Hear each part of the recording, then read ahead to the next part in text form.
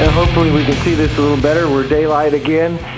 We've got some welding that we did here yesterday to attach this rear fender, our rear quarter panel, and welded this seam up here, put in a little patch panel here, welded back this seam. I've got a little gap in here that I need to fill. We hammered this gap so that this metal meets this pillar that's underneath here. The gap looks 100 times better than it did back before I started all this work.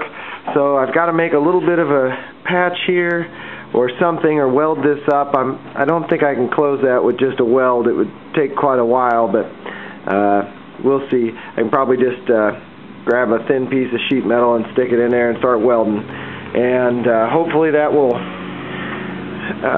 get that part taken care of. I've got to come up underneath here. I've already, I don't know if we can see that, I've poked holes in under here to do some plug welding in the wheel well. And up underneath this piece here, I've got to connect us back in underneath to the bumper support. And once that's done, we'll be solid again.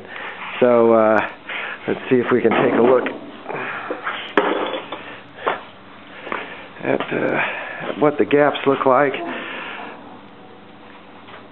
So if you remember, we had a big pie-shaped gap when we started this whole process, and now we've got a nice thin, even gap until we hit right here. I'm just going to cut this little piece and make all this work. So I didn't weld that up last night because I knew I had some metal work to do in here, but I'll get that done. I don't know if that'll be today or not, but we'll definitely get that picked up so that everything looks uniform across the whole deck lid here.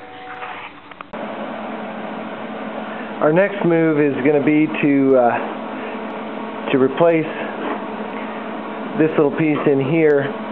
So I've stuck a piece of sheet metal in there and kind of marked where I want to cut. I'll cut that out, and then we'll put this flange on there and then get to welding that in.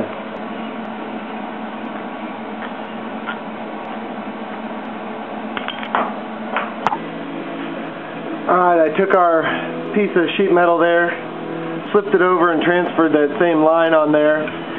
This particular piece of pipe is pretty close to that radius, so I'm just going to use it to hopefully bend everything over here.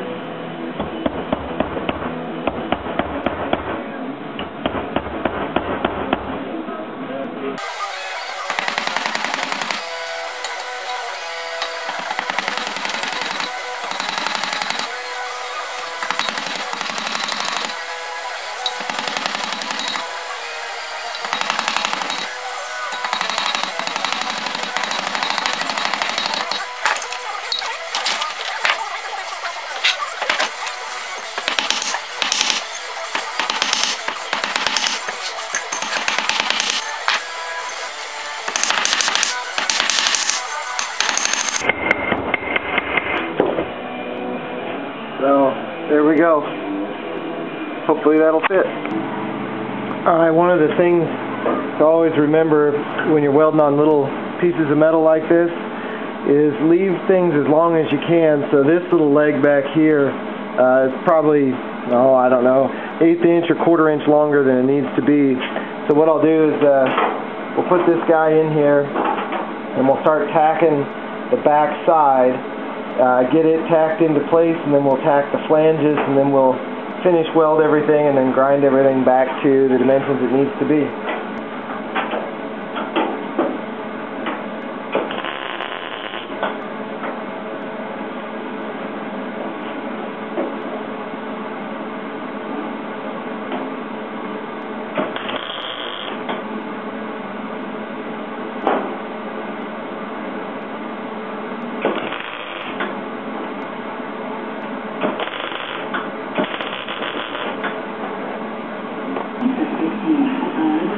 Alright, here's our finished product after we got done welding. The other thing I forgot to mention is be sure and always have an air source close by to keep all this stuff cool. The smaller the piece of metal is, the more important that becomes as you heat it and things cool off, they tend to shrink. If you keep the heat down, overall you'll decrease your shrinking quite a bit. So now we got to go through with our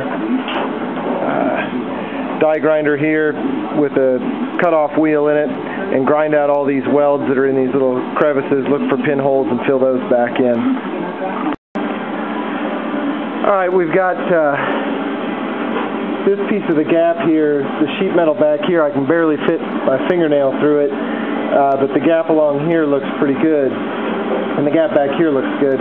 So I've cut a relief cut back here, and I'm going to use this block inside and a hammer and try and move that metal back so we can even that gap up just a little bit. Alright, I've got our rear apron down here, and I've gone through, ground all the rust off this lip, and then I poked holes in there with my pneumatic hole poker punch flange tool. And so I've got holes all the way across. I'm going to tack this in place, clamp it in place, tack it in place with 3 tacks, and then we'll close the lid and see how we line. I've got my apron welded on, and I'm going to have to make some brackets that go up underneath over here and over here to push it out to the proper location. But it's on, and I finished up this spot in here, and essentially had to make this piece here. I couldn't get it to bend the way I wanted it to bend without really hammering on it, and it was just easier to cut it out and make a new piece. So I'll get that all ground down, but this corner's fixed. That corner over there has been ground down and finished off, so it's done. Our apron is in, we're welded across here, and I've just about worked my way out of the back end of this car. So the only things I have left to do that are fairly major operations are back here is to fill in this spot here and here, and then get those welded around. So I'm not sure yet how I'm going to do that. I may cut this here and then pound out from the inside, push all that metal out. I may just cut that out and fab up a new piece. I'm not sure which one's going to be easier, but the other, I guess there's a third option. I could put a piece just over the top of it, weld it on, and kind of seal everything up from the bottom. We'll see. I'm not really worried about that a whole lot. Kind of exciting. We've got the back end of our car almost looks complete again. Hopefully we'll get this wrapped up. Oh yeah, I got this corner over here. I gotta take out all the crappy looking patchwork that was put in over there. So I'll probably wind up cutting most of this out and fabbing up a piece to fill in this little gap and then all of this stuff here.